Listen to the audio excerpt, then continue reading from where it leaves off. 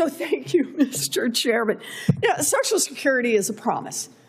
You pay in year after year, and then when you need it at the end, it will always, always, always be there for you.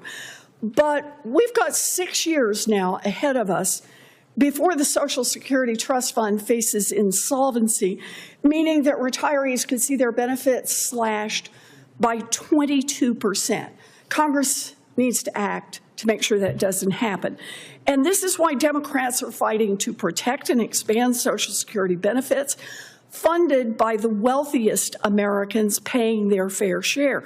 But so far, congressional Republicans like to pretend that the only solution is benefit cuts. And when they see how unpopular that is, they then try to pivot and say, let's... This is the part of the exchange nobody puts in a clip. The senator lays out the playbook, and it sounds familiar. First, float benefit cuts. See how voters react. Then, when the cuts are unpopular, propose the same cuts through a commission. The same outcome, but no member of Congress has to cast a yes vote they own. That's been floated under both parties in the last few budget cycles. Whatever you call the body, the senior still loses the same 22%. Suggested visual, lower third. The pivot. Slow zoom on the senator as she lays it out.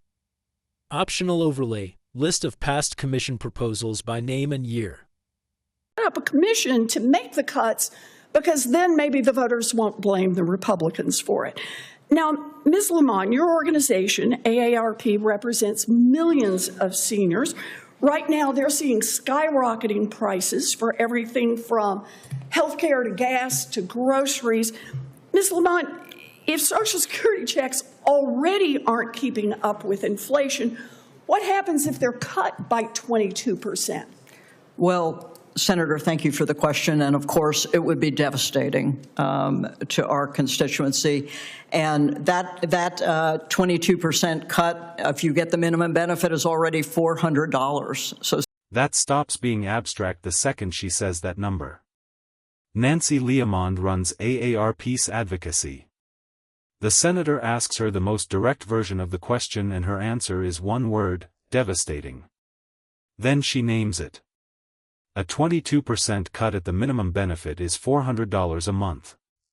Not $1,000. $400. That's groceries, rent, medication. That's the math that turns trust fund insolvency into a real human consequence on the public record.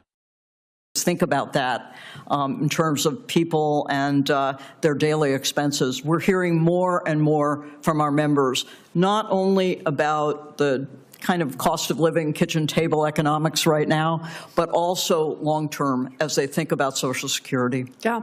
So look, here's a better idea.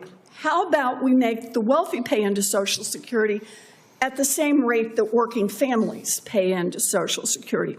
Right now, the Social Security payroll tax is capped at $184,500 in income. That means if you're a nurse or you're a construction worker, you're paying Social Security on 100% of your income. But if you're a corporate lawyer raking in millions, you're only paying Social Security on a tiny little fraction of your income. That is not right. That is why Senator Moreno and I have called for Congress to scrap the cap on payroll taxes.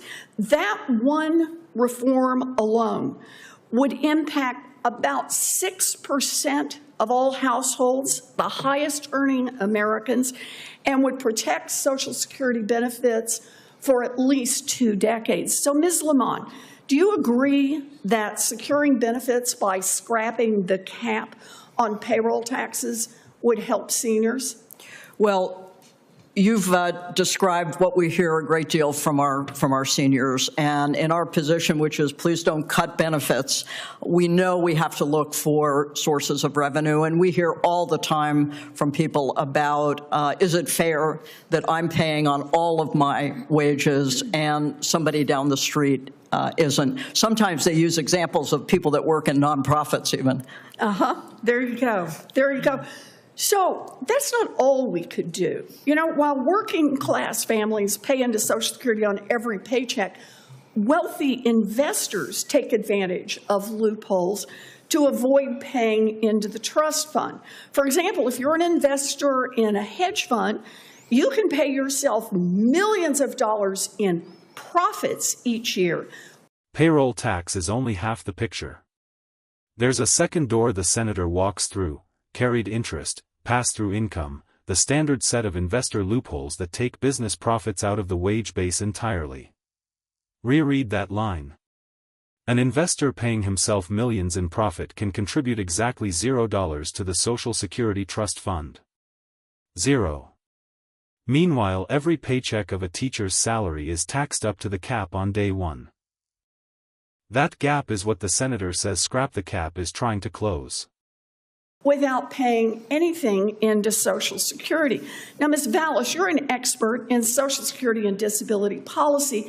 Do you agree that securing benefits by closing these loopholes that are available pretty much only for wealthy investors would help seniors and Americans with disabilities who rely on Social Security? If those forms of revenue do end up being looked at as solvency options, we will see huge protection for people whose benefits wouldn't be cut, including seniors and people with disabilities. And just to note, depending on how you structure it, you could also end up seeing sufficient revenues to strengthen benefits for some of those folks who aren't well served, something you and others have proposed doing as well. Yeah. Well, I really appreciate it. Look, I just think Congress has a choice to make. Either we can decide to protect the top 6% of all earners in America and let the Social Security Trust Fund get into trouble, cut benefits for seniors, throw more seniors into poverty, or we can decide that everybody pays the same share and protects Social Security forever into the future. Thank you all for being here. Read that line twice and then sit with it. That is the actual choice, said in 12 words, and the senator is being honest about it. Either the country decides that the small slice of earners above the cap keep their carve-out and the trust fund runs dry.